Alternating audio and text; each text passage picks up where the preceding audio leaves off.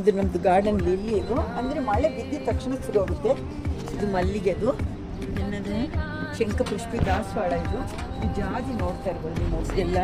So ಇದು ನಮ್ಮ terrace garden. ಇದು ಫುಲ್ಲು ಮೊಗ್ಗು ದಾಸವಾಳ ಬಂದರೆ ಎಲ್ಲಿ ನೋಡಿದ್ರು ಗಾರ್ಡನ್. ಇದು ನಂದಿವರ್ಧನೆ, ಪಾಮ್ ಟ್ರೀ, ಇದೊಂದು ದಾಸವಾಳ.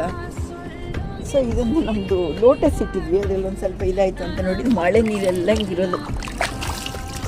ಇದೊಂದು ಶೋ ಪ್ಲಾಂಟ್.